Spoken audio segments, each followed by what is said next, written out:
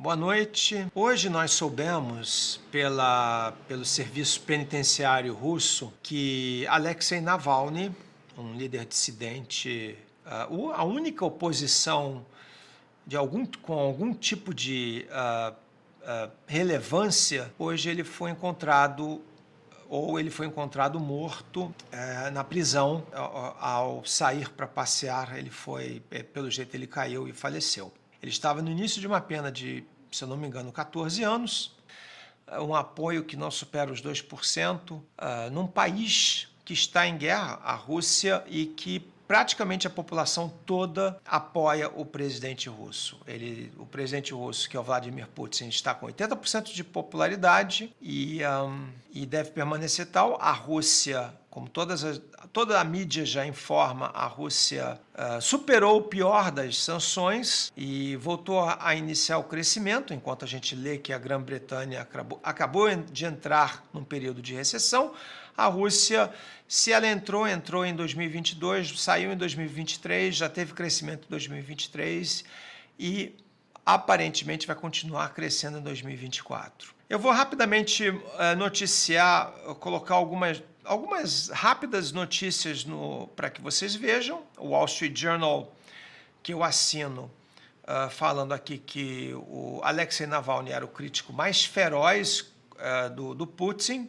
Ele, aliás, faleceu com 47 anos, realmente uma idade muito jovem. Mas tem uma própria matéria aqui do New York Times que menciona claramente que o controle da política interna na Rússia é exercida quase que totalmente pelo Vladimir Putin, que ele mantém total controle sobre a política, e vou ler aqui para vocês o que a matéria do New York Times traz, que, obviamente, como líder político autocrata, pela definição e como a mídia ocidental o descreve, ele rapidamente consegue controlar qualquer tipo de protesto espontâneo que possa ocorrer. E que a invasão russa, de novo, a operação militar russa é caracterizada no Ocidente como uma invasão, e ela é realmente uma invasão, apesar de provocada pelo Ocidente, o que o Ocidente nega, mas apesar dessa invasão, a Rússia está com a sua economia basicamente em ordem, conseguiu transicionar a economia para uma economia de substituição de importados, de alavancagem da sua indústria militar. Ela consegue produzir muito mais peças de artilharia, munição de artilharia, tanques, mísseis do que o Ocidente, e está virando a página, está começando a avançar para cima do território ucraniano, não só em Donbass, mas eventualmente pode também avançar em direção ao oeste para a Odessa, cidade de Odessa, que é uma cidade imperial de origem russa do século XVIII. Essa morte, porém, quem é que ganha com essa morte do Alexei Navalny? É isso que se deve cogitar. Existe uma técnica que a gente busca quando a gente faz uma investigação criminal, quando a polícia investiga, é quem tinha a motivação para fazer isso. Cui bono? Quem se beneficia com a morte do Navalny? O Vladimir Putin, que não tinha mais, que tinha o Navalny preso, que ninguém mais falava nele, que está para ser reeleito agora para mais um termo como presidente?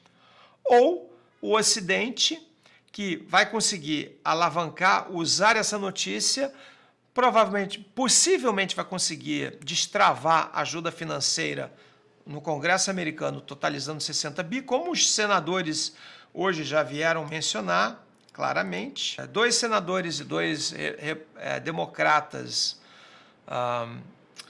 congressistas democratas já falaram, que já colocaram no Twitter, já noticiaram que não se deve deixar o Putin conseguir assassinar outras pessoas sem consequências, outros líderes sem consequências. Vamos apoiar e vamos destravar essa ajuda que está travada no Congresso americano. E essa questão, esse é o ponto que eu queria falar. À medida que essas notícias saem, serão publicadas nos jornais, serão amplamente divulgadas amanhã, sempre tenham em mente quem ganha com isso, quem ganha com essa notícia.